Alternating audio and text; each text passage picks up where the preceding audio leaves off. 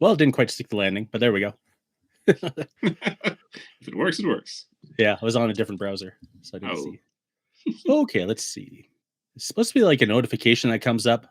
Oh yeah, welcome that's to kinda BIFcast, and it will be live on YouTube. It'll be live on Twitch, and maybe live on Facebook. And I'm trying to figure that out because I don't know how that works. We like to do things on the fly, but I mean, don't it see could work. popping up video. Oh, we already have one person in chat. They can hear things. Nice. We are here Hey, live. Yes, it's reasonably live. reasonably live. Filmed in front of a live audience, actually. Nice. There we go. So I'll close that so we can actually see the chat. Lord Draconum, good to see you. We are. Yeah. So I'm David. The other guy's Ivan. I remain Ivan for now. Remaining Ivan. These And things we are open for discussion. Yeah, we're going to talk about Kickstarter today, which you've done a lot of research, and I've just got a lot of feelings, and I'm just going to express them. And we have a slideshow with our hobby progresses for the last few weeks because it was an off week last week. Yeah, it's more like a hobby plan in my case, but it is progress because I acquired the stuff that will be hobbied. So, yeah, and you put it on a table, and that's I mean, for what you did, that's exactly what you need to do. So you're halfway there. So yeah. So there's a little bit of like story that goes through it, I suppose. So do you want to bring up the thing? And I don't know. I never asked actually if you had anything to talk about at the end of the show. Any promotions? Anything? Oh, okay. I'm sure I'll think of something unless the like moaning about Kickstarter ends up like eating the whole time. Well, I might. Okay, so let's jump into the slideshow, which means I need to make myself embiggened, and you could be little tiny Ivan. Micro. There we go. There's tiny Ivan. Hey. And I will switch over to the slideshow. How's that looking? Hey, that is looking good. So what do we got there? Excellent. So let's see. Probably about wasn't this Monday? Last Monday. So about 2 weeks ago, we arranged to have some games of what we call Jank and Flank. So it's the one-page rules, Age of Fantasy regiments. Oh. And I pulled together my old undead army, which there'll be a few pictures of up next when I have it on the tabletop. But I was missing a few guys, so I brought out my old Lich and a couple of mummies I'd picked up off eBay a few years ago. Awesome. It's nice to be able to get like some old minis or an old army even like. Yeah. I'd originally won I got third place in a painting contest with that Lich, which is pretty good because he got beat out by 2 dragons. And he's a little tiny guy. Yeah, he is. Yeah, but the paint had all gotten shipped over the years and stuff, so I had to strip it and repaint it. So that's what I came up with. He may have been small, but his heart is big. That's right. He won the hearts of at least a few, enough to get third. And so I slapped them all together over the weekend before the game. How many of these minis had you actually like used before in like a game? Oh, I've used Lich many times. The mummies were new for me, but I have other mummies I had used before. It was all 5th edition and a little bit of 6th. Oh, okay. Not really 6th because my undead army didn't fit into 6th. It was I didn't have enough of either. Yeah, I mean they come out every once in a while, but they're pretty brittle. There we go. So I got a few picks. I was playing against another undead force, but it was all modern stuff. His was just strictly the vampiric undead. Is what they call him for. Yeah. So he's got a pretty good array there. The table is looking nice. I mean, that's what you expect out of a rank and flank. You need room to maneuver. Yeah, it's always kind of, there is like a quality to rank and flank games where they just look good. It's like, I think it's just like it always makes me feel, like being a little kid and reading White Dwarf and looking at them. Yeah, that's how I felt too. I was so giddy before the game. I was very excited to get him. My old movement trays and stuff. Did your undead die again, or did they? Well, they did die. That's I did lose that game, but it was okay. And so you can see like there's a huge size discrepancy though. Like modern bases, modern movement trays, really old ones. That's pretty good. I mean, I guess if it all works out, Yeah, in the end, it's all jank and flank, so you don't. Yeah. Who cares? It's more important to get the game going. Right? Yeah. So my unit of mummies turned out to be pretty powerful, actually. They annihilated some dudes before getting annihilated by a dragon. That's fair. Yeah, that's fair. And more cavalry picks. I had my skull chucker on a on a hill, as you do. Mm-hmm. And then you gotta have some artillery fire. Anything. They are pretty ineffective usually. I don't know what it is, but I've never had it work out for me. But I always love having it. There are some units that are like that where you just enjoy taking them even though they are garbage. Yeah. I take it 100% of the time and it does 1% of the work. But it's all about the attitude. Yeah, that's right. The Lich, though, he was really good. I invested pretty well into his spellcasting abilities. So he ended up... oh, yeah, that's right. The funny thing about this game is there's an ability called some sort of curse. So it gives 12 hits on a model or a unit. And you need to roll a 6 to pull it off, in this case. Because when you have a spellcaster... they have like a target number you have to roll over, and then the other spellcaster can use some of their points to raise that roll. So each time I tried to cast it, it had to be 6. And in all 4 rounds, I managed to cast it. I just kept rolling 6s constantly. And his guy on the dragon was also a wizard, who also was a spellcaster 3. And he also managed to pull it off every single time he tried to cast it. So we just annihilated each other with this one spell that's really hard to cast.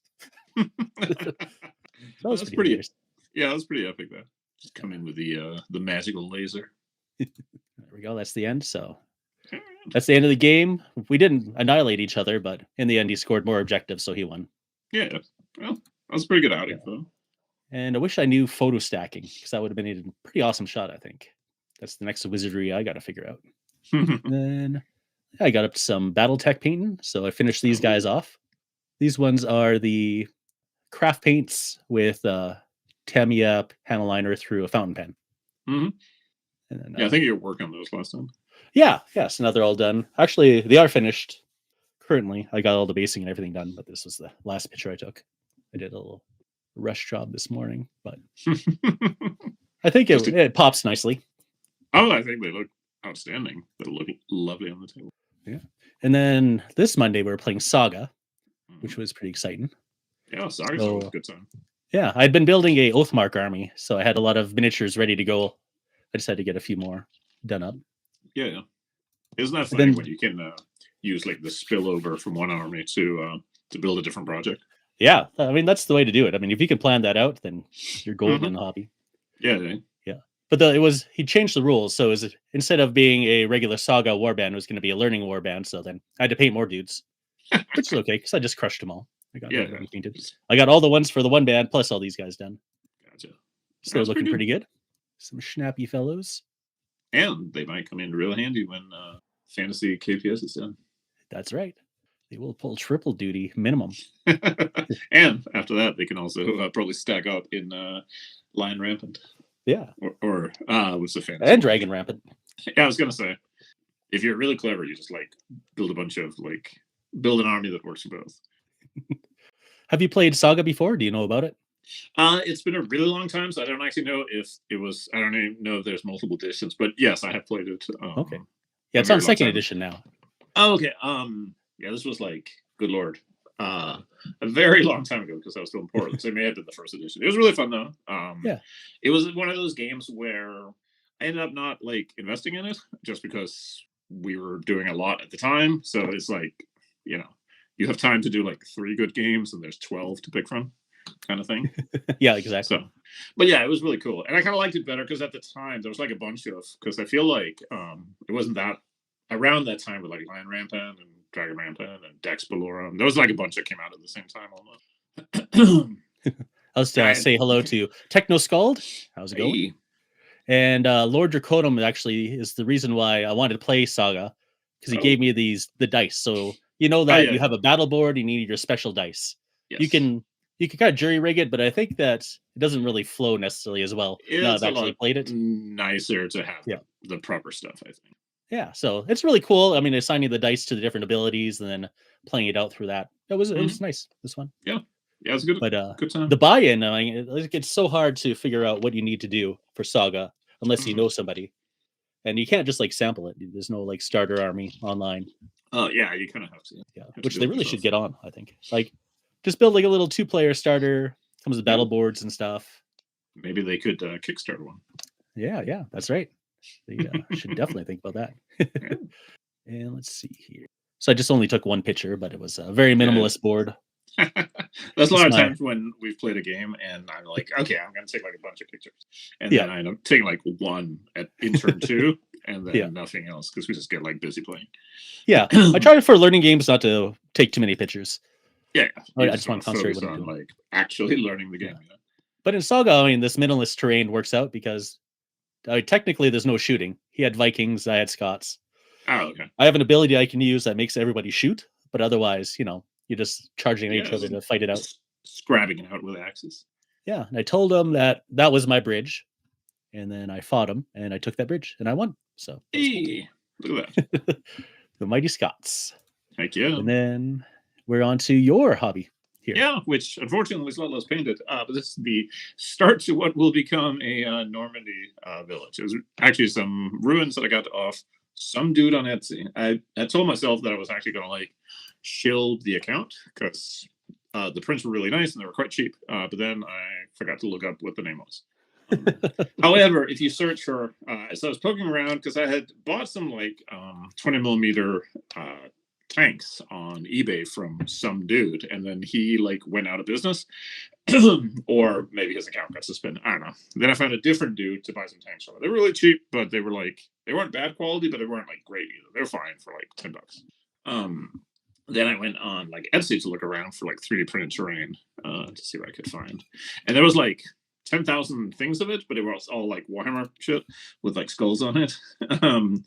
But after poking around a little bit, I found like some Normandy stuff and there was one guy who has like a whole bunch of stuff.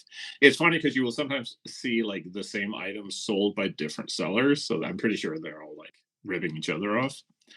But this stuff was like really nice quality. Like there's barely any like print marks on it or whatever you call them. You can like tell it's printed. Like this stuff looks really clean. It came shipped just fine. So I got like a little house. It's in like 3 pieces. You can take it apart. And not on the picture because it's big. And then like a couple of ruins and a whole bunch of like fence, like stone fence posts. It's all like 20 millimeter or 172. So they'll kind of be the start to doing like what I've always wanted to have is like whole like Normandy like setup with like farmhouses and townhouses and some ruins and stuff, and be able to do it so you have like like half the city or half the village is like intact and half is ruined or whatever. You can make like a smaller village has all ruins or whatever. So so yeah, I was actually really pleased with them, and they were not very expensive. I'm sure like whenever you mention like 3D print stuff, somebody will like start jumping up and down and saying that as long as you don't mind spending like 200 hours a day, it's way cheaper to just buy a printer and print it yourself. But I don't got the fucking time and I don't got the fucking inclination. So paying some dude on Etsy to do it for me is like the basis of the modern economic system. So if you have a problem with that, go like argue with like your economics 101 teacher. But yeah, exactly. Honestly, I was just like pleased with it. And then I had a big stack, like I said, of $10 tanks, which I was really pleased with. We threw those awesome. I was teaching a friend of mine to play some miniatures gaming, and we just threw every tank we had like on the table. So it was pretty cool. So we had like a Panther, a Punch of 3, a Stuke, and then I forget what we had on the Allied side. It was like a Churchill, a couple of others, a Valentine, and like an armored car. So complete chaos, but it was fun. So, I mean, that sounds great. And that's all in 20 millimeter. Yeah, because I had originally, because I kept kicking around whether it was going to be 15 or 172 plastic or whatever. And then I bought a couple of packs just on a whim of the AB miniatures 20 millimeter range. And then I was like, oh my God, this is like the only thing I want to buy forever and ever now because they're so good. They are like really nice. You wouldn't think that like the difference from 15 to 20 would be like that big, but it's, like they just feel a little larger. It's not even the size so much. They're just like really well done. They're very animated. And when you buy like a bag with a squad in, every single figure in the bag is in a separate pose. So if you buy like 3 different bags for your platoon, you have like 30 unique guys. It's really cool. When I bought the 172 guys, which are basically the same, right? 20 millimeter, 172. Yeah. They're pretty close. Yeah, they're not like big 15 millimeter. They're like tiny 28 millimeter. Yes. Or detail. And I think that's their selling point, really. Mm-hmm. Like, they're smaller, but the detail is so good. Yeah, it does vary a little bit on like some of the sets you can get because there's definitely some that are like 40 years old and they're kind of shit. But they're never like bad. Like a lot of them are still like perfectly good, and I've seen some that are like really good. The one downside is sometimes the poses can be kind of weird because I guess the way that they are being cast, because they're like one piece, so you'll have these very like flat sideways poses a lot. Yep. You just have to. But yeah, like standing shooting. Yeah. That's like very certain, and you get like a lot of like bendy like rifle barrels and stuff, which is kind of a pain. But yeah, like for the price, it obviously like you can't argue with it. Yeah, I imagine the metal stuff is really nice. I know those Wesda's plastics are phenomenal. Oh yeah, these are like just really nice. I was so impressed with it. I wasn't gonna, like I said, and then I saw them. I was like, you know what? This is the only thing I want to do forever now. Forever. I'm done with the other skills. I'm just gonna say to Lord Draconum, yes. Eventually, we will saga. And my dad is in the chat, so hello, Dad. Oh, good to see you, Dad.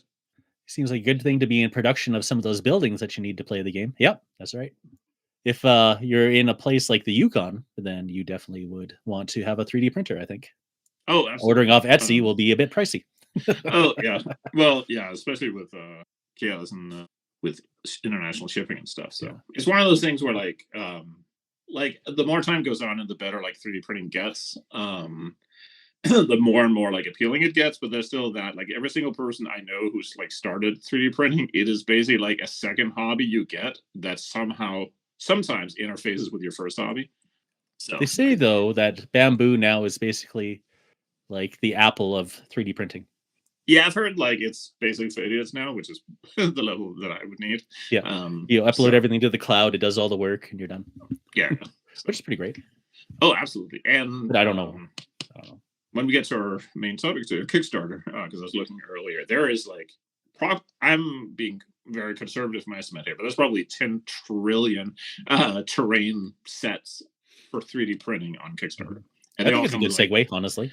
3D printers. Yeah, that's pretty. And Kickstarter. I mean, you used to be able to kickstart 3D printers, but now every Chinese factory can make them, so there's no point. Oh yeah, they just churn that stuff out. So yeah, we were going to talk about Kickstarter.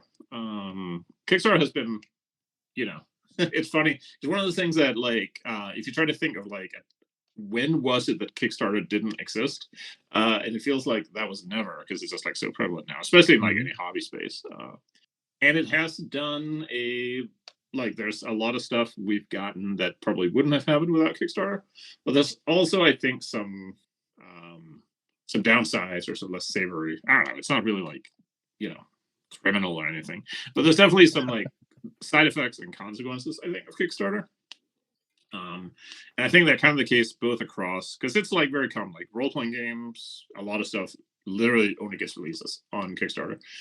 Board games use it a lot. Obviously, they're often like they're the ones making like the huge sums of money. But there's a lot for miniatures as well.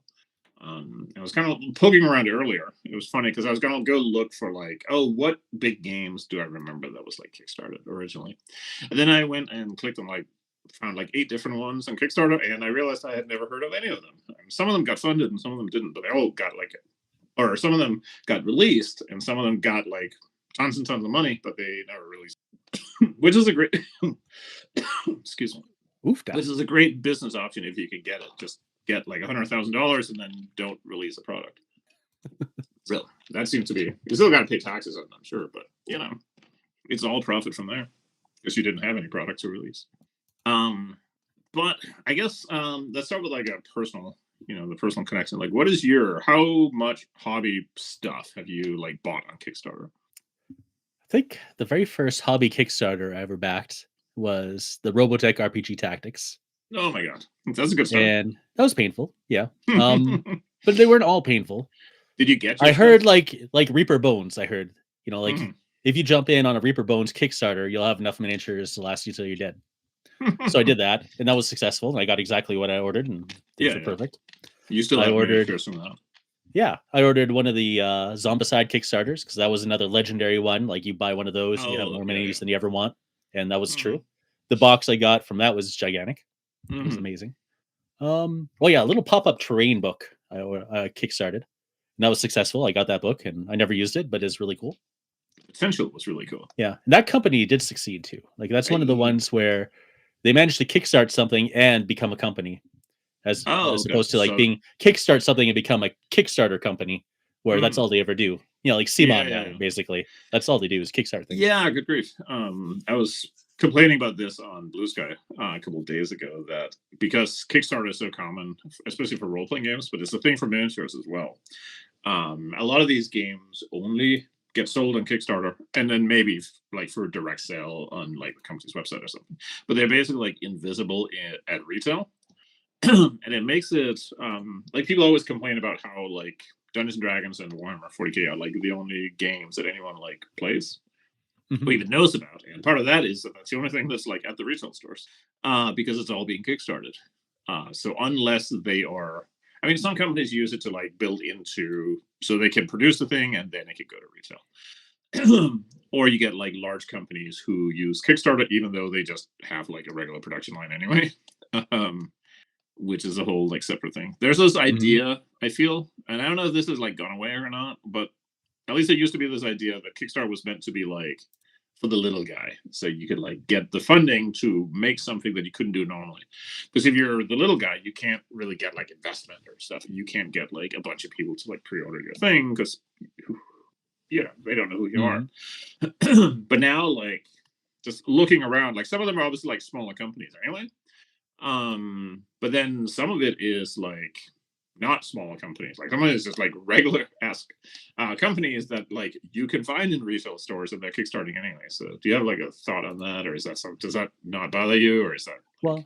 That'll bring it to another Kickstarter, which I've backed and I've been enjoying, and I would continue to back, even though they shouldn't be on Kickstarter. Really, it's Catalyst Games. Catalyst Games, they never should have been on Kickstarter. I don't think. They have enough success, but it's like Simon, where they just build off of that hype.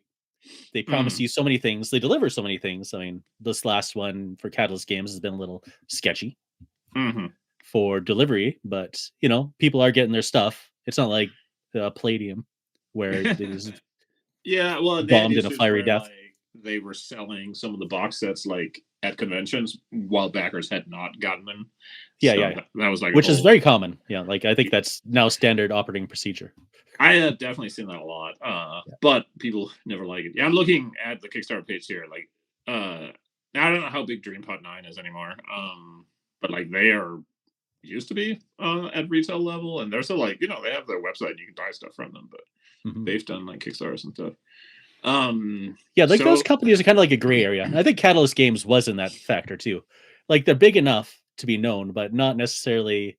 They don't have as much momentum or capital to work with. Like they can't just go to a Chinese factory and hire off the production rates, at least at the beginning. But now Catalyst Games, they should have no problem, at this point. But it's also say hi to Charles Latora. Hey, how's it going? Good to see you. I'm gonna say at least in the RPG space. It's where that's the bulk of the spending of RPG outside the really big players, so it becomes a vicious cycle built on FOMO. Yeah, that's from Scald. Well, Lord Dracoma agrees about Catalyst. The FOMO is kind of like a big part of like the marketing as well, but it kind of ties into one of the things that I kind of wanted to, I guess, raise as like the provocative question of, because I look at a lot of these games. Like I said, I think I found like 8 different games. I didn't save the link to them because I didn't want to like call anyone out. This is not like Ivan's Ivan being shit to the Hall of Shame. Yeah. So plus it doesn't look good if you're like selling shit and then you're bagging on like the other dudes, right? Well, only when you announce your Kickstarter at the very end of the show. Yes. We will not fuck it up. We'll make it even worse. That's right. Yeah. But like I found a bunch of games that I had literally never heard of. Like not just not seen like in stores or something, but like I have literally never heard of anyone playing. And I poked around a little bit, and that may in fact have been true. Some of them were sci-fi games because if it's a fantasy game, there's a pretty real chance that I probably heard of that. Really play fantasy that much. But like fantasy or sci-fi like skirmish games and stuff, that just absolutely no idea. I've never seen anyone post that they're playing it or that they're painting for it. I've never seen anyone like paint the minis and post them on social media or anything. Which raised the question because some of these were like successfully funded and provided stuff. Like the games went out to somebody and then like nobody played them. And I wonder sometimes, because sometimes I've seen with like board games where people will kickstart something and then it takes like a year for it to come out because it just takes a while, or it gets delayed because there's like a production issue. That's not like anyone's fault necessarily. And I think people like understand that's part of the risk, right? Because you're paying at a very early stage and it could be forever before the game is done.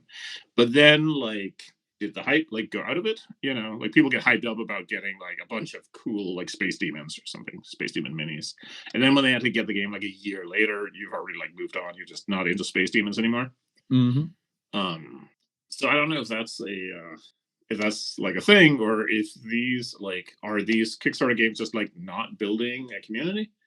Because the ones I see that like get successful seem to be either it's already a game. Like Catalyst don't need Kickstarter to make Battletech like popular. You can find Battletech players, right? Or it's something where it's like Forbidden Psalm or something where like there was a community that was sort of like created, or was ready to like be into it. I don't remember if what was the couple of games by the YouTube guy, the Demon one. I don't remember if he kickstarted that or not. Malev? Was it Malev? No. What was the other one? It was like a warband game. We had like demons and stuff in hell. Oh, was it Snarling Badger Studios? Yeah, Uncle Adam and Vince Ventrella. Oh yeah. No, they don't kickstart because they only make PDFs, so they're like, we don't need to kickstart anything. He does have like a spiel. If anyone ever asks him, why didn't you kickstart this? Is like, because we don't need to. There's no need. This is just a PDF. You order it off of Wargame Vault. No, that's true. But if they did, yes, Rain and Hell. Thank you. Yeah. Oh, now people are just throwing out names. Like, how many demon games are there? So many. Yeah, that's like a thing. Maybe I need to get in on the Satan gaming. That's the next big thing. But like some of those are where there's already an audience built into it, so they're just happy to get it. Like you could, if they did Rain and Hell and they wanted like really expensive glossy artwork, and they wanted to kickstart to cover that, I think people would have been into that and paid for it, and it would have had an audience because like it's his audience, right? Like they were ready to for anything that he would be like interested in. But when it's like a whole new rule set with a bunch of stuff, like it's already difficult to get a game going. Like me and Miniatorium in the chat there have been talking a couple of times about how like rare it is for like a new sci-fi skirmish game to like go anywhere. Like none of them go anywhere.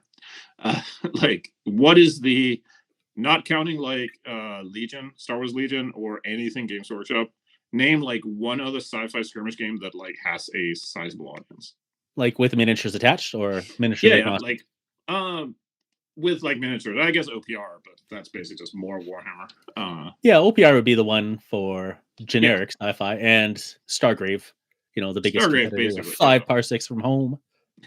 Well, now although they're work miniatures, so yeah, they do have the miniatures line, but it's not. But it gets pretty slim after that. There's not exactly. And for like actual like army games, there's just like nothing. Like Stargrave is dead tank.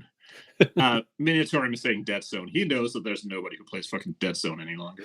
I think Mantic is forbidden from selling in my local area. Oh, okay. Like it's so hard to get any kind of Mantic. Oh yeah, I used to live in when I lived in Grand Rapids. I talked to like 3 different retail stores that refused to stock Warlord games. So you just couldn't buy Bolt Action over there. I don't know why. I guess they were just like or something. But it was just like in multiple. But I do wonder. So somebody said in the comments that they buy some of the games just to get the miniatures, and I was wondering about that. I'd written that about down, like, because a lot of these boxes come with like a shit ton of minis, and often like they're often like 100% of them are 28 millimeter, and a lot of them are like really nicely done because you need like impressive stuff to sell your Kickstarter, right? Like there was one of the games I was looking for. This one failed. I guess they had 2 Kickstarters that failed. There's like a fantasy skirmish game, but the Kickstarter page was like the first picture you see is like a bunch of like angel people with like huge tits, and there was a bunch of dragons and stuff. So they were very, very like upfront with the miniatures. But then, like even if that had shipped and people hadn't gotten ripped off. Would people just have used those minis to like fill up their D&D collections or even just like to paint them? Like, which again is so. There's a thing I have a hard time with, and maybe this is because I am mostly a rules guy and not so much miniatures guy. Which is the idea that we are making games that are at some point almost like not intended to be played, which I think is just both like really bad for game design, but it's also kind of like a pity. It's like when those board games Games Workshop did that everyone just like scalped for the miniatures. Like Betrayal at Calth was one of them, and it was like a really cool game, but nobody played it. Everyone just got the box because it came with a whole bunch of Horus Heresy Marines, which are now sold separately for like bananas like prices. Oh yeah, like, 2 of the characters from that box sell for like $50. That's Games Workshop prices. That's not real prices. yeah. It's just like 2 fucking plastic dudes. Like I get that character. Yeah, I got one of them. Yeah. Yeah, they're fine. Like I have those models because I got the box set, but like it was just such a pity because like the game was actually like pretty cool, but like absolutely literally nobody played it. And I think this is a pity. A lot of this like Kickstarter stuff feels like it's kind of being put out to like get the hype cycle and get people excited about the models and minis, and then like it just doesn't go anywhere. And some of it feels like there was one game, I can never remember the name, but it's probably better I don't. It was like a cyberpunk game where they had like some really cool models, but then the model range was like super limited. There was just like a handful of models, and they're all like really specific characters, but it looked like it was supposed to be this like warband game where you're supposed to like make your own characters, so you can kind of see what the problem is.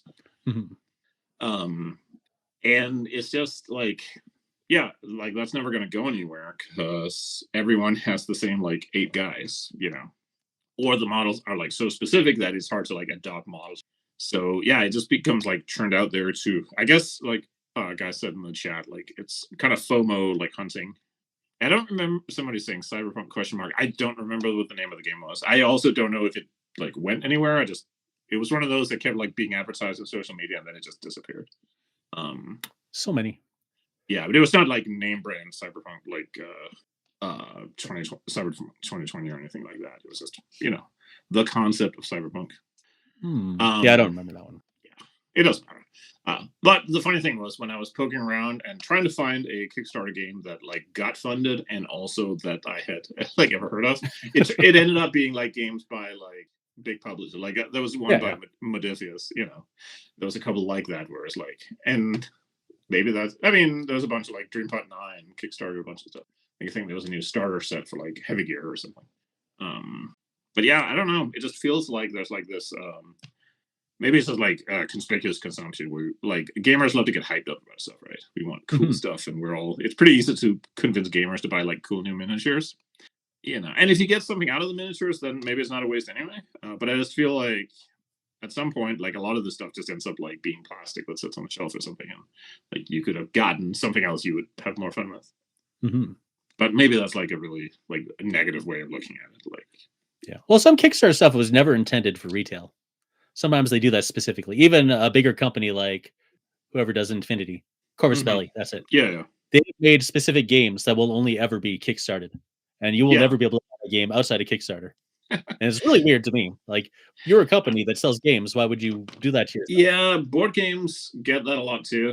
This is a thing that really bothers me. It's funny because I don't really buy expansions for board games very often, but the idea that there is an expansion that I can never have will make me like not want to get the game to begin with. Because I like the idea that I could, if I really get into this game, I could be like completionist and I can get all the stuff for it. So if there's like Kickstarter exclusive like expansions or game stuff, that just like really discourages me. Maybe that's like a weird thing. On the flip side though, like Lord Draconum bought into when Age of Magic was coming out for Saga. He bought into this warband that had like exclusive zombies and a necromancer. And I think the premise was that they would only ever be Kickstarted, like available on the Kickstarter, and you'd never be able to buy them again. And then they changed their mind. So he bought in thinking that, this is the only way to ever get them, and then they just release them later anyway. I think if it's like exclusive miniatures, I don't think that like bothers me a lot. Like I know when the new HeroQuest board game was done, I think like there's a second set of the character models that was in the original. It wasn't Kickstarter, but it was like their version of it. And that doesn't bother me a lot. Like, that's, you know, in that case, it's like, if you're putting your money up front to help us make this thing, you get like this extra little thing. Yeah, that's a company, Hasbro. They really do Kickstarter stuff, don't they? Yeah, they have like their own. I forget what it's called, but they have their own like. Yeah, it's like, okay, you guys are like literally the 10,000-ton fucking gorilla. Like, you don't need this shit. Yeah, but like, it kind of makes sense in a way. Because like, we don't know if people actually want this or not, so let's just put it on Pulse, and if people want it, they'll buy it up, and then we'll make it. Yeah. We're not even going to bother researching this. We'll just say we could do it. Or not. We don't care. Yeah, I mean, it's like when I forget what board game company, it's GMT that has the like P500 club. Is like, if 500 of you assholes put in a pre-order, we will make the game. Which, you know, so it's like a way of gauging like what interest there is. And I get it. If you have to like print a bunch of stuff and you have to get the miniatures done, you have to, you know, like, it's a lot. It all has to come together. So there's a separate angle to this, because one thing I've noticed, obviously, like when Kickstarter like started out way back, it was supposed to be to have things created, and like, and for a while, maybe this is still the case too, in the less like materialist corner. Like, some of the stuff that's on Kickstarter is like literally like, you know, I'm doing an interpretive dance and I'm going to put it on YouTube or something. So Kickstart that. But I think for a lot of stuff, especially for like nerd stuff, a lot of it is like, it's basically just like a shopping list, where it's like you're buying a product. It's so funny because every time you support something on Kickstarter, it has the same little thing saying like, I forget the wording, was like, there's no guarantee you get shit. Yeah. You know, because that's the nature of it. But like, that is 1000% not how people go about Kickstarter. Like, everyone views it as like a shopping cart. Well, you know, especially if you present it as a shopping cart, it's like, well, if you buy this and this and this that are extra, this is what you get. You were getting these things because you're buying it. Oh, except for maybe you don't, you know. Right. Like, you're paying for the like going to a restaurant where it's uncertain whether you get like, because the chef is just like in a pissy mood, so he may or may not like give you eggs. Now, what do you think of companies that take material they have already built and basically sell it on Kickstarter? Like, it's ready to go. It's basically like, just, you know, like, it's literally a storefront. They're not funding it or anything. Because of how I work now in a warehouse with logistics, and we buy things from China, we import a lot of stuff. I could see the validity of saying, I can make this, but I don't have anywhere to put it, and I don't have any way to distribute it. And that's why I need the Kickstarter. So, but I think that maybe people wouldn't necessarily be as amiable to that. You know, if you said that's why we need the Kickstarter, because we can make it, we just can't ship it out. Sort of thing. Yeah, no, that makes sense. Like, there's something about it that it like grinds my gears, but I'm also open to the fact that I'm just like old and grumpy, and maybe it's like fine, and I should just like stop bitching about it. Because there's a lot of stuff I've looked at where it's like, one of them that I saw recently was literally just for STLs. Like, the guy had already made all of them, because it advertised in the Kickstarter, like, you will literally have the files like as soon as you like pledged it or whatever. So it's like, okay, you like, at this point, you're just like asking Kickstarter to like take a cut. Like, you're just using it for publicity, I guess. Like, because more people will see it on Kickstarter. Or maybe that audience is just like expecting you to be on Kickstarter and you're just following it. But like, it feels like in some of those cases, you could literally just save money and like sell it from your website. Yeah, I don't know. I mean, there's got to be a reason why they do it, because it's so common. Oh, absolutely. And it has to be 100% just the publicity, but it is. Yeah, it's so weird. Like, yeah, if you can get like shown on Kickstarter, maybe, like, I'm sure there's like a value to, you know, because they have like a recommendation thing. So if I search, you know, like naked goblin miniatures, so I'm looking for that particular day, maybe my thing comes up. Yeah, exactly. So there is that. But like, STL sites are so prevalent now. You don't. I don't think you really necessarily need to use Kickstarter to take your money. Yeah. So yeah, TechnoSkull says it's because that's where the buyers are. I guess it also depends. The ones I see coming up on Kickstarter a lot are the ones that are like lots of stuff. Crafty Torben knows what's going on. Of course he does. Yeah. Torben. Oh yeah. So hobby news sites that won't talk about stuff unless it's Kickstarted, which is again like feeding the like FOMO thing, because it becomes this like, the news sites want, you know, stuff to churn through. So a Kickstarter is good for getting people like excited, because they'll see a Kickstarter for like Space Marine ripoffs, and they'll go click on the site, and then they'll go to the Kickstarter, and it'll like you keep the machine like grinding along. It could be a fun experiment, though. I mean, you could just take a rule set that you're not too passionate about and say, "I'll make it if you guys kickstart it." Yeah. Yeah, there was a guy many years ago, Greg Stoltze. He's an RPG writer, but he came up with what he called the ransom model, which was he would write like a game or a expansion or something, and he would hold it for ransom. So like until I get whatever $500, you can't have this. And then once he got that money, he would just make it available for everybody to download. So it was like if you wanted this to be available, you could throw in some money. And then once the ransom was hit, he would just put it out there and everyone gets it. And it was just up to people what they would like put into. Like in theory, like one person just like run their credit card and get it for everybody. Or 500 people could put it all or whatever. But I always thought that was kind of cool. Because definitely. And at the time, like, I mean, he could make more money selling it conventionally, but his whole thing was he had written it and he just wanted it to be out there for a certain value, and then he didn't want to worry about it. He didn't want to worry about like if it got pirated or anything. Just like whatever, go have it. So I always thought that was cool. In a previous episode, you talked about like games you'd recommend that no one's ever heard of. But then the guy came back to you and said, "Well, maybe are you interested in picking up this project?" This could be like the kind of thing you might want to kickstart, because you could say, if you guys want to see this back out in the world in a nice glossy format, I'm going to need this much money.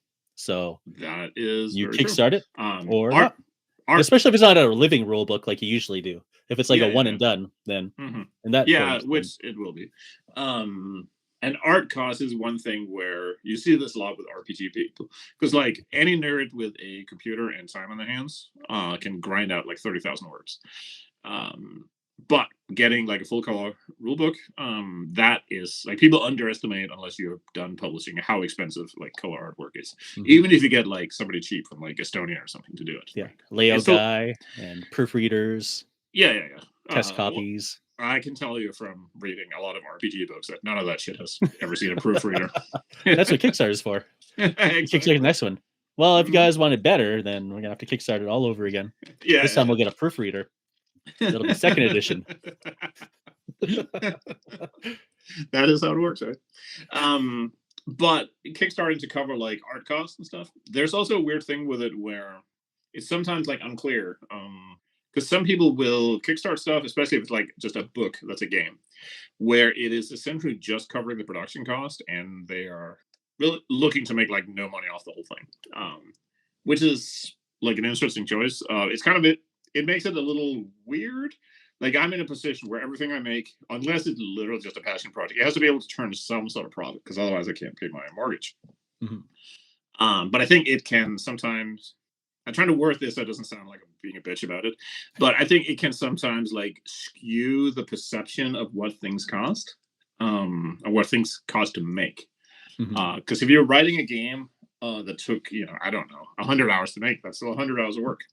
Now you may have done that just because you enjoyed doing it. You don't have to get paid for it. Like, not everything has to be commercial, but I think it's important for people to kind of understand the connection between like the time and the money and so on. Or if you make your own art, like you're one of those people who just can draw really well and you can illustrate your whole game, that's really awesome. But if somebody else had to pay someone to illustrate the same game, they would be out $5,000. Does that make sense? Yeah. Like kind of true. And I think sometimes Kickstarter can kind of like distort some of those things where people don't really understand. Like ironically, even though it should give you more insight into like the process.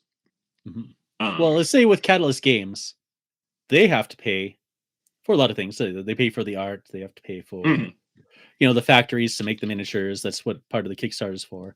And then the distributor, if they didn't kickstart and they had it at a slower pace, they probably could handle it in-house. But because they're kickstarting and they're getting like that blast of inventory that needs to go out across the world, Kickstarter really is the only option, because they made it the only option. No, this is like release way too many things all at once. And so Kickstarter is really the only way to do it. Well, that's also part of like Kickstarter it does allow you to like scale things up, because it gives you the money all at once. So you get a situation where you can release something that wouldn't be possible. Like a lot of these games, hey, Lancelot says meow. you see a lot of games that get like box sets and stuff from like, again, like games nobody has heard of and will ever hear of, but they get like a box set with like a full color rulebook and miniatures and some terrain and special dice and all this stuff. And for like not crazy prices. So obviously, like a lot of stuff like that would just not happen at all without Kickstarter, So there's definitely like an enabling sounds bad, but there's like an enabling factor where like some things, they just aren't possible without doing it this way, and you just have to kind of weigh the ups and downs. Imagine, if you will, Ivan, you've decided to kickstart your entire library. Like every single book's going to get a glossy, full cover, hardcover art edition, but I'm going to kickstart it all at once. Then you have to manage all the artists all at once and all the publishers all at once. Oh my god, this is exactly like why. Then you offer free shipping to like Japan and New Zealand, because that will not backfire later and like ruin your company. But that's actually a good segue into the next thing I had in mind, which is Kickstarters that kind of get fucked up, because a lot of them do. I don't know what I'm sure there's stats out there for like what is the like failure rate of Kickstarters, and Corbin. He 100% has. He's like, actually, it's 17.2%. Like it's very possible that like the majority of them actually either deliver or they deliver like close enough, because sometimes you have to, whatever something happens, they can't do the miniatures in like the right material. You have to do them in a different material, and it's okay. It's not what was promised, but like it's fine, Or sometimes you get the product and it's actually just hot garbage. The miniatures are good, but the game is like unplayable. But a lot of them, like I feel like if they like flame out, they usually just don't deliver anything at all. Like at some point, like the dude like goes quiet, runs away with the money, or they run into like production issues or something. And it's kind of Corbin knows. See, now I don't know if you made that number or not. Yeah, but 18% sounds pretty. If I had to guess, I would say I would have said 18.4 though, but I'm a little more pessimistic. Sorry, I interrupted you. Yeah, it's fine. My brain was like trying to jump out of my skull anyway, because it was tired of listening to me.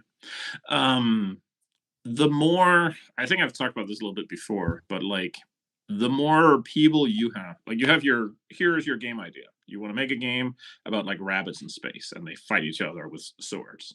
And you tell some people about it and they think like, oh my God, that is the coolest shit I've ever heard. I want to play a sword wielding space rabbit. And you're like, you play it with your friends a little bit. You make like a little prototype and you just, paint bunny ears on some Space Marines. And eventually you decide you're going to make this a game. This could be really cool. This could be like the next big thing. Like everyone wants space bunny swords. That's like, why have we not had this before?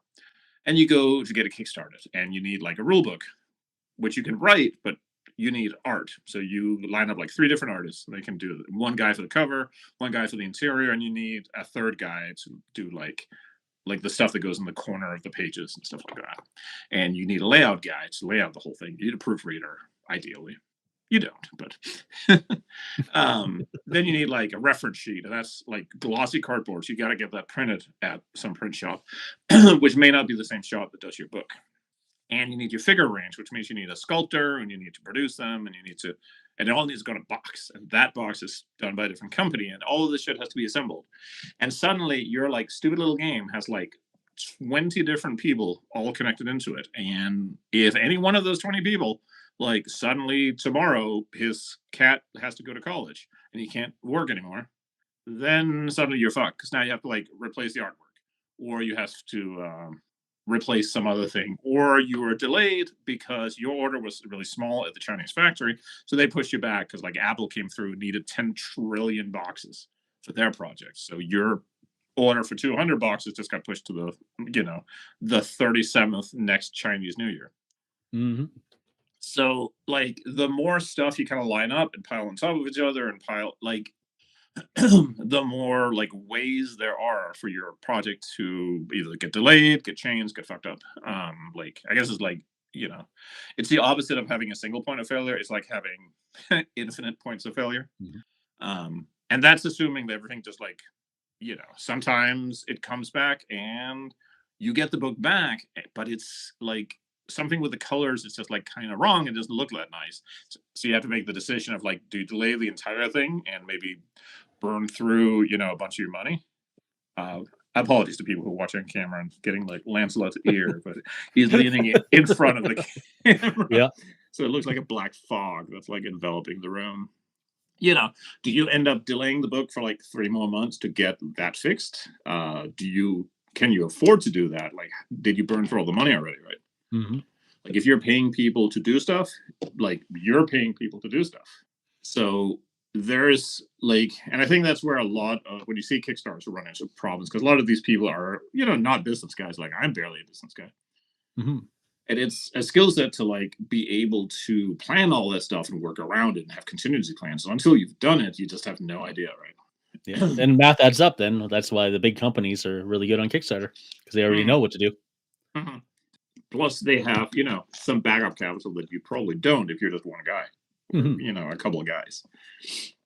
So I think that's, and I guess that's, you know, like there's always like looking into, you know, what kind of company is it? Do they have any experience in launching this kind of product? Do they have prior industry experience? Do they have, you know, it's like when you look at any Kickstarter page and it always, you're supposed to put like, what are the risks with the project? And they always put some stupid bullshit like, oh, well, there are risks for all projects, but we think we're pretty awesome. Yeah. All right. Well, the other dudes thought they were pretty awesome too. I'm trying to like focus here because Lancelot is sitting on the other side of the phone that I'm using and like staring at me and like following my hand when I'm gesturing. Well, like, I'll take this interlude to say that Technoscald says this right here is how Ivan tests his new concepts. In 2026, we're going to get 5 hops from your burrow. See, that is a pretty catchy title, and it will not be coming to Kickstarter. We're going to Indiegogo. You could 100% Kickstarter it, of course. Space bunnies with swords. They would sell. Actually, they probably would sell. Sometimes you just have to decide if you're marketing to the thirsty crowd or the furry crowd. Oh, they're horny bunnies. I think that's the same crowd as far as I've seen. That's a Venn diagram that doesn't have any exceptions on it. Big circle. Yeah, with a thick line. But yeah, excuse me. I feel like that's kind of and I wonder if I don't know if there's like Kickstarter fatigue yet for miniatures games. I've seen it with board games where people say that like they're kind of sick of stuff being Kickstarter. They just want to be able to buy the game right away. I know miniatures gamers have gotten there because miniatures gamers are also used to buying stuff that is just either in case or because you want it for something else. Like if you buy a box set and you get some cool terrain, it doesn't really matter if the game is because you get some cool terrain out of it. You know, so maybe there's what's the word?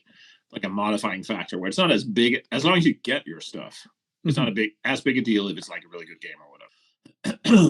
Yeah, like Lord Draconum never got his Jurassic Park Kickstarter game. Was that a thing? Yeah. What?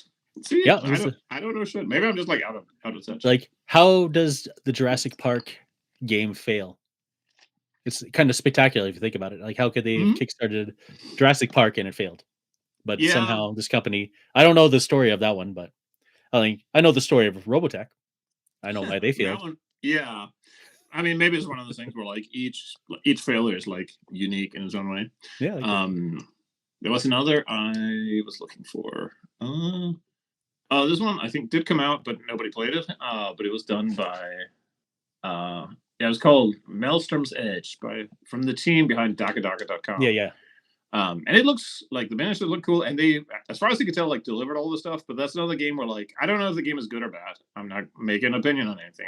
I've just literally never heard anyone say that they played the game. Yeah. Well, the title is the Kickstarter Trap, and that's a good example, I think, of the Kickstarter Trap, where they send out so much hype. Like everywhere you went, you saw Maelstrom's Edge. Like, I don't care about this game, and I see it everywhere. But some people did care about the game. They kickstarted it. And then the whole cycle takes so long to get through that you lost all the hype.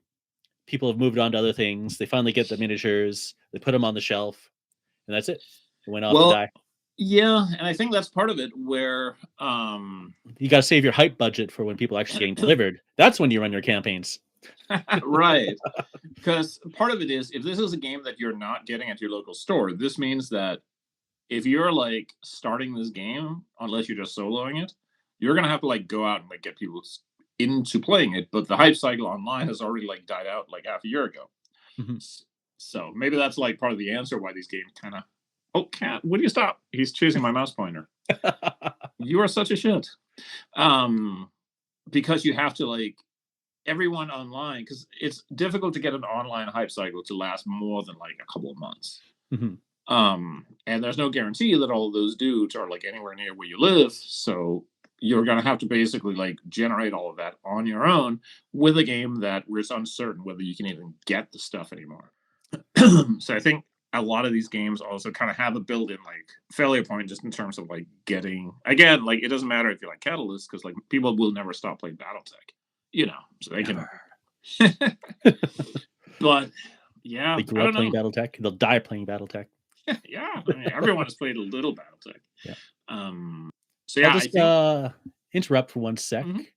Lord Draconum was saying, so for Jurassic Park, the company mismanaged everything and to make trips to the US. So I think they kind of fell into the Palladium trap too, where they took the money that made them successful in the Kickstarter and used it to try to do other things instead of the actual Kickstarter part. That is very possible. Because sometimes when you get a lot of money in your hands, it's hard to act responsible. Well, and also like there's been a couple of cases where you get like your Kickstarter funds, but then you blow all the money to do stuff, and then you realize that you now owe like 40 grand in taxes. Yeah, exactly. Because it turns out that that was taxable income. Yeah, and then Torben's talking about his Star Eagles. He really wants to talk about the Star Eagles, so we gotta let him talk about the Star Eagles. Yeah. This is his last big Kickstarter. He did come out and he did get his stuff, but only just kept his promise. Only just.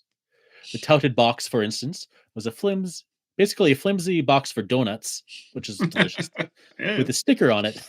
But it was indeed a box. The touted box. I don't know what the touted box. I don't know anything about Star Eagles. I don't know what he's talking about. Yeah, I'm not familiar with that one, but yeah, I mean, shitty packaging, because then you get to the point where it's like, okay, we can deliver this, but we're gonna have to start making some cuts. So instead of like a big cool box, you're just gonna get like a donut box. Maybe it's like an actual donut box, like it still has like powdered sugar in it. Or the rule book becomes soft cover instead of hardcover, or whatever. Like, and some of those things can happen because the costs like go up, or you just misjudged it like to begin with, right? Mm-hmm. Like Palladium. The first thing that they said was the error they made is they had all the like STLs done before anyone had a 3D printer sort of thing for the models. They had them created so that they sent to them to the Chinese factory, and the Chinese factory said, "Oh, we use a different software, so these all have to be converted." Oh, so apparently the files they made needed to be reconverted into the CAD program that the factory used. And that's like a pretty big rookie mistake for manufacturing. But it also like is one of the cases where it's like hard to tell. Like, could that have been avoided somehow, or should they have gone with a different manufacturer, or like I have no idea. I don't know anything about anything. Or is it just a ruse? Yeah, where they're just being idiots. They actually just did something else with the money and blamed it on CADs. I mean, you never know. Star Eagles was a Song of Blades and Heroes license for Starfighters. Okay. And he said that it was a Kickstarter trap for the guy who made it. Yeah, I know. You get, I've seen this for a couple of role-playing games where it's like the guy will pop up like once every 2 years or something and say he's still working on the book, and like obviously no, you're not. Yeah. Like at some point, it's like anything. If you're like, you decide you're gonna like start exercising, you buy some hand weights or something, and you set them up and you exercise like real hard on day 1 and on day 2, and then you kind of just want to eat donuts and like watch Gladiator on day 3. And you keep looking at these weights, and now it's like day 15, and you keep telling yourself, you just feel like worse and worse about it, And finally, it's like day 89, and you're still telling yourself that I'm definitely gonna like lift weights, but you're not. No. Like, and the longer you sit and stare at these fucking weights, like the worse it gets. Like anyone who has any kind of like anxiety about like a deadline or something, knows how it feels. Like at some point, like it's so past that like it almost becomes like painful to like to try and go do it. Yeah. And if it's been literally years, like you just need to like give up. Like, I mean, you just fuck off with the money, you know. Like, it's not like any of these people know where you live. Just like go to find if you got not a lot of money, just like go blow it on pizzas. If you got a lot of money, find some place that doesn't have an extradition treaty. Just like go there with your 200 grand, buy a house. You know, the guy who's involved with the Palladium Robotech game, he did try to kickstart another game. Did that go So well? he was like the author of the game. Oh, okay. And like people gave him death threats. They hunted him down, and they trashed the Kickstarter he tried to start up. All because he was involved with the one failure, which may or may not have been, within his control. Probably not. He probably it sounds like that dude probably not, but that's like the risk for it. Yeah, that's a nightmare. So no, exactly. Sometimes they will hunt you down at your home. Yeah, well, and it's also because like, Robotech fans are crazy. Yeah, no shit. But you are trading on reputation, right? Like you're putting your name out there and saying, because that's kind of the only thing you got. Like when Catalyst puts out a Kickstarter, everyone is pretty sure they're going to get their stuff because it's a big business. They've done it before. They have a track record. And, like maybe it's delayed. Maybe they have to change something. Like stuff happens, but you will get your stuff. When it's like Honest Jim's board game company, and this is your first Kickstarter, and you're promising a bunch of shit, like free shipping to Japan for like a game box that weighs 40 pounds. Maybe that's not quite so certain that you're going to get your stuff. Or, sometimes it's Palladium Games and you're definitely not getting your stuff, even though you should. Yeah. But, yeah, you do kind of like torpedo your reputation on it because that's kind of the only thing you have to trade on, especially if you're like an indie dude. Like that's part of why I have not touched Kickstarter for anything, because I'm like super risk averse with stuff, especially stuff that like involves other people, so that it could be fucked up even if I don't fuck it up, but somebody else, this is like I said before, the more people you have involved, it only takes one of those to like you have a delay or it's all broken. And then then you have to look at this and try to like find your way back, or you have to like write a stupid apology, and at some point, like there's still people who are mad about Palladium, and it's been like what 10 years now. It hasn't been long enough, that's for sure. First year. But that's what I mean. Like you can't like ever undo that. You can undo it for some people, but it's just such a big risk. The Trench Crusade Kickstarter was very successful. Yeah, like phenomenally successful for stuff. Like they already had the STLs done. They basically had the book ready to go. It's kind of it'll be interesting to watch how they handle everything. So I have seen that like start popping up more and more, and I was kind of watching for a while if this was going to be one of those games that people paint and like make lore for, but they don't actually play. But I have actually started seeing like the odd like battle report popping up. So, but I think, like you said, they had already kind of done most of the work.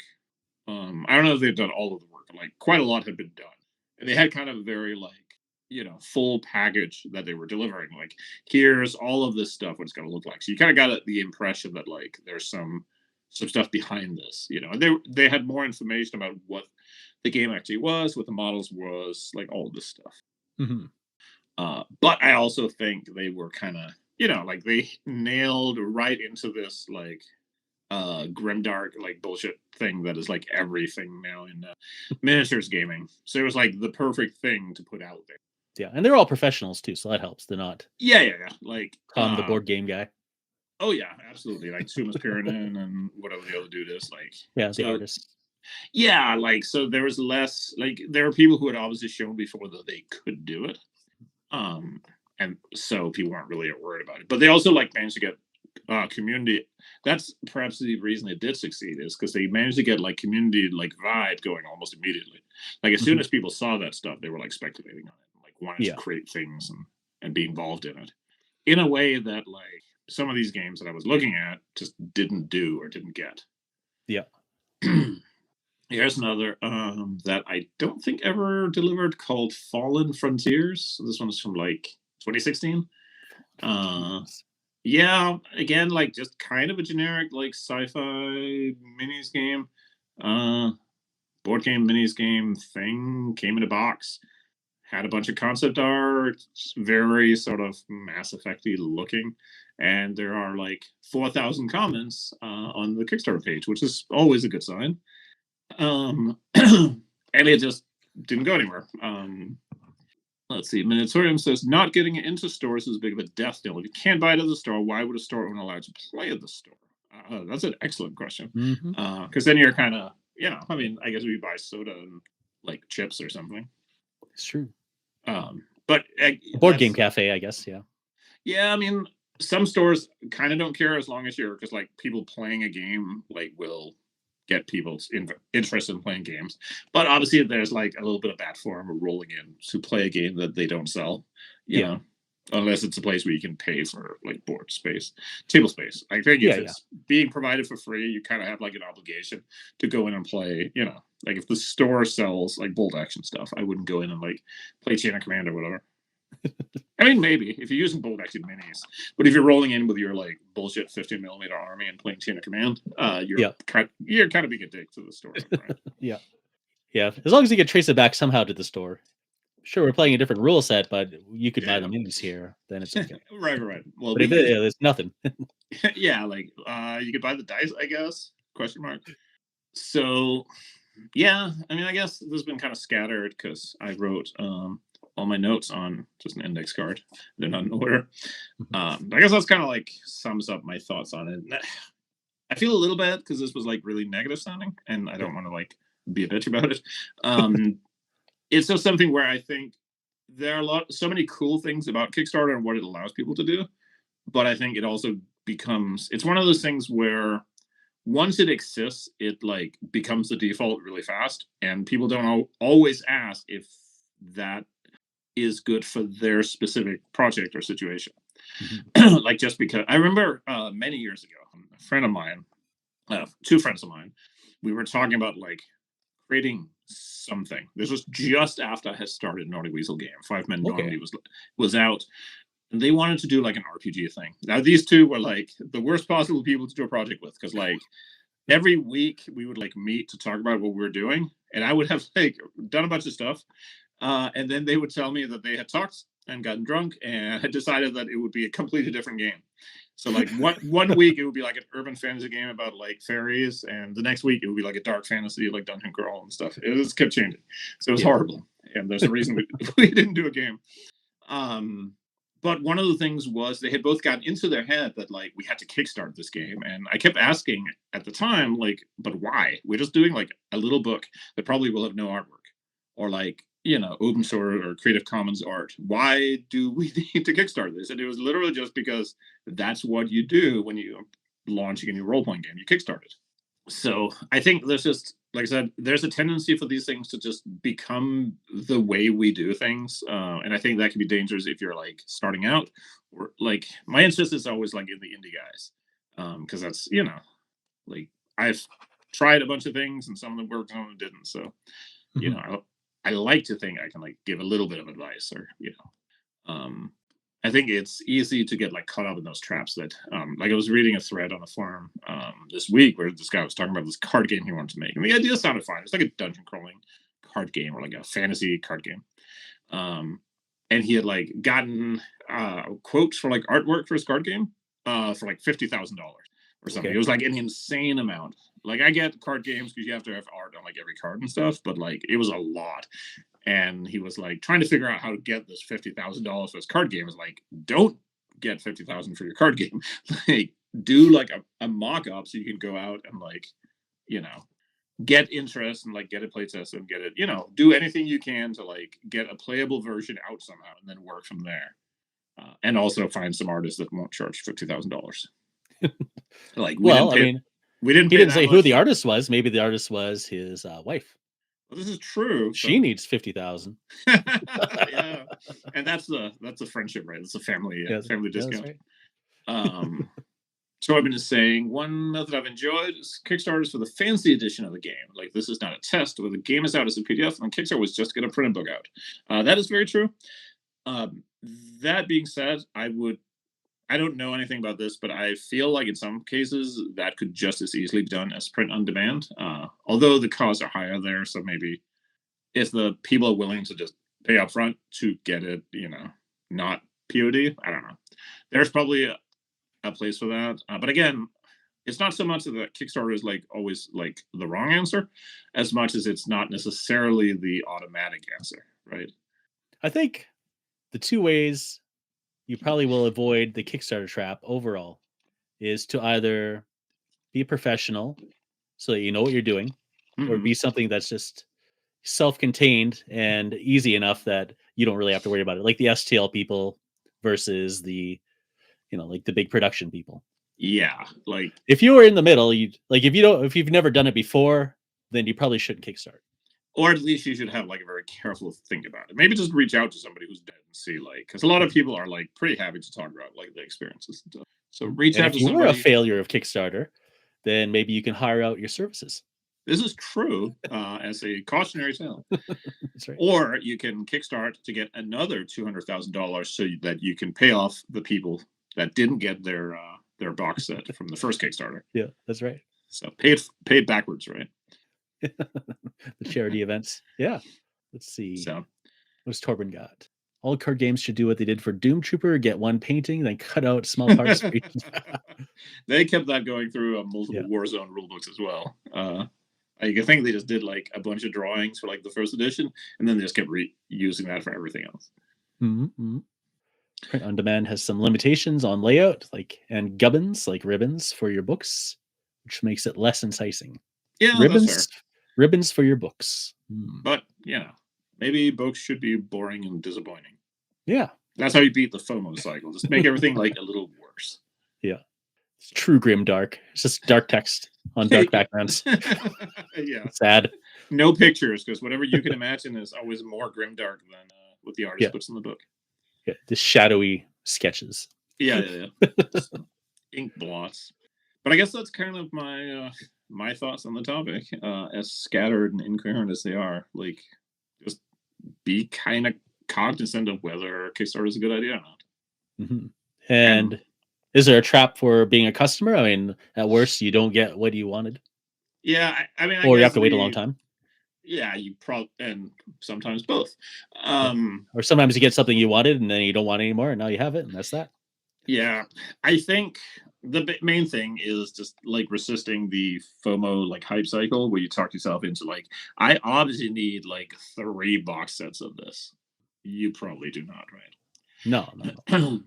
However, one thing I do wish is that I had purchased more of the last Catalyst Games Kickstarter, because the distribution was so terrible, and I got mine so early that I could have easily sold a lot of it.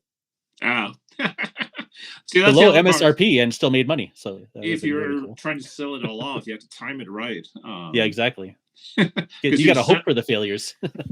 Yes, but you have to, because there's like, you got to sell like a couple of days before everyone else does, like cryptocurrency or whatever. If you're like the last one holding the bag, then you're fucked. I hope you enjoy your like space robot minis that nobody likes. But yeah, that's it. And also my phone is running out of battery, and we're about at an hour, which is how long my phone's battery lasts when doing video chat. The perfect timer. Yeah, it's a limiting factor on how long the podcast stream episode heart attack could be. It's a little slow to like pick up. Oh, we're just like getting no hearts. Maybe when you pull it apart. Yeah, there. You have to pull it apart. Yeah, there we go. Yeah. You have to be like expanding, because your heart has to like, oh my explode. Yes. More hearts. Oh, and Lancelot is pushing my phone around. Okay. Well, thank you everyone for stopping by. At the peak, we had 9 viewers, which is pretty phenomenal. That is more than 8, and it is way more than 7. Yeah, which is what we're at right now, and that's at the end. So hey, thank you so much, everybody. If you're watching this tomorrow, don't be afraid to leave a comment. We try to respond to, if not all of them, then most of them. Usually I will like it and Ivan will respond. That is how we do things. And if you get the expensive package in Kickstarter, we will even say something nice. Ooh, yeah, but in like 3 years from now. Yeah. Like, it takes a while. The comments are all like written in China. Yeah, that's right.